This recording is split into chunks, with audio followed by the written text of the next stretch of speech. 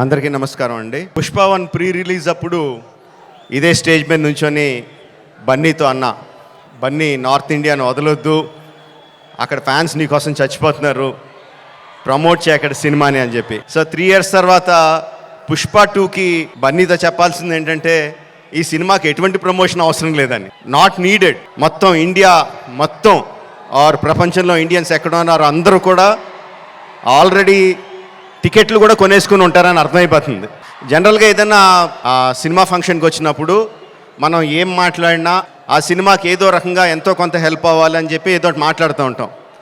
And ఈ సినిమాకి అవసరం లేదు, ఏం మాట్లాడక్కర్లేదు ఈ సినిమా గురించి. 2-3 months బ్యాక్ అనుకుంటాను, ఆర్ఎఫ్సిలో పుష్ప షూటింగ్ జరుగుతూ ఉంటే నాకు కూడా చిన్న పని ఉండి అటు పక్క వెళ్తే షూటింగ్ స్పాట్కి వెళ్ళా. బన్నీ సుక్కు ఇద్దరు ఉన్నారు అక్కడ. కొంతసేపు పిచ్చామాటి మాట్లాడిన తర్వాత సుక్కు, సార్ సినిమాలో ఒక సీన్ చూస్తారా అని అడిగాడు. ఎందుకు చూడండి సుక్కు, చూస్తానన్నా. సో ఎడిటర్ని పిలిచి సుక్కు ఏదో ఆ సీన్ ఈ సీన్ కొంచెం కరెక్షన్ చేసి ఏదో చూపించు అని చెప్పాడు. ఆ ఎడిటర్ ఏదో దాన్ని కొంచెం కరెక్షన్స్ చేస్తున్నాడు.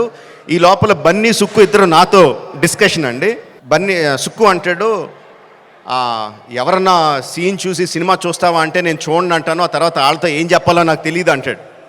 బన్నీ అంటాడు, అవును కూడా, నేను కూడా అస్సలు చూడను, ఎవరన్నా చూపిస్తే వాళ్ళతో ఎలా మాట్లాడాలో తెలీదు, ఫేస్లో నా మొహంలో ఎక్స్ప్రెషన్ తెలిసిపోద్దా అంటాడు. వీళ్ళిద్దరూ నా ఎదురుగుండా నాకు సీన్ చూపిస్తా, నా ఫీలింగ్స్ అన్నీ వాళ్ళిద్దరూ మాట్లాడుతుంటే దానికి నేను ఎలా రియాక్ట్ అవ్వాలో అర్థం కావట్లేదు. ఈ 10 minutes పాటు జరిగింది వీళ్ళిద్దరు డిస్కషన్. ఆ 10 minutes తర్వాత సుక్కు నాకు సీన్ చూపించాడండి, ఇంట్రడక్షన్ సీన్ ఆఫ్ పుష్పరాజ్. ఆ సీన్లో సుక్కు హార్ట్ అటాక్ తెచ్చుకోకు, ఆ సీన్లో ఏం జరుగుతుందో చెప్పట్లా, ఆ సీన్ ఎంత బాగుందో చెప్తున్నాను అంతే.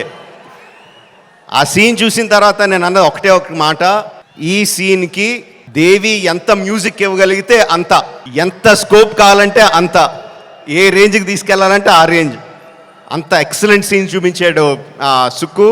అండ్ బన్నీ ఇరగొచ్చాడు. అది నేను జస్ట్ ఇంట్రడక్షన్ పోర్షన్ ఒకటే చూశాను. ఇంకా సినిమా మొత్తం దాని తర్వాత ఎలా ఉంటుందో ఆబ్వియస్గా అర్థమైపోయింది. అండ్ December 5th కూడా కాదు, December 4th ఈవినింగ్కే ప్రపంచానికి అంతటికి కూడా అర్థమైపోతుంది. అంటే నాకు నిజంగా ఆల్ ద బెస్ట్ అని కూడా చెప్పాలనిపించట్లేదు, ఇంక ఈ సినిమాకి ఏమని చెప్పాలి.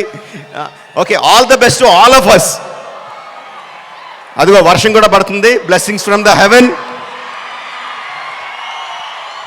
December 4th evening, Pushparaj rule only in theatres. Thank you very much.